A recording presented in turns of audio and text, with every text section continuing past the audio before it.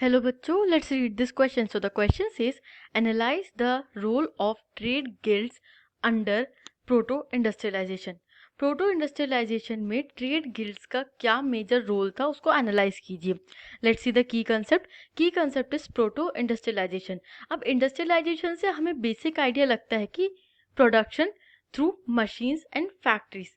Production through machines and factories, जो machines और factories का यूज़ करके एक लार्ज स्केल प्रोडक्शन होता है, हम बेसिकली उसे इंडस्ट्रियलाइजेशन कहते हैं.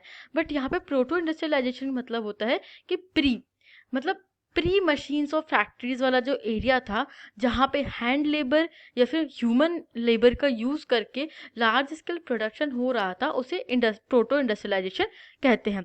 Let's see our answer. First point is trade guilds were associations of producers that trained craft people, maintained control over production, regulated competition and prices.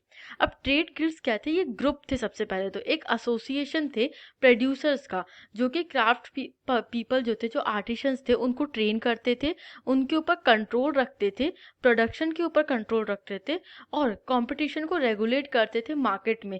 मतलब किसी न्यू पर्सन को enter करने नहीं देते थे मार्केट में और प्राइसेस को भी कंट्रोल में रखते थे. Second point is they enjoyed monopoly rights to produce and trade in specific products. अब ये जो ट्रेड गिल्ड्स थे, these were association of powerful producers. तो वो मोनोपोली राइट्स भी इंजॉय करते थे फ्रॉम द रूलर्स कि प्रोड्यूस करेंगे और ट्रेड करेंगे स्पेसिफिक चीज़ों में.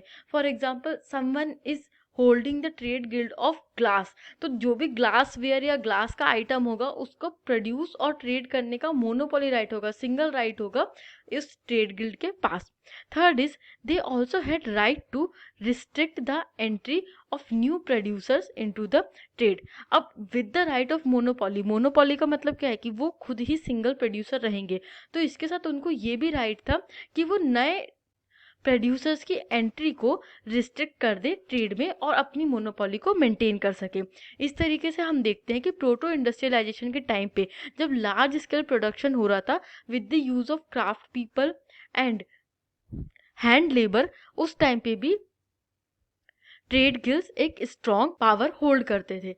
I hope you understood this question. Thank you and best of luck.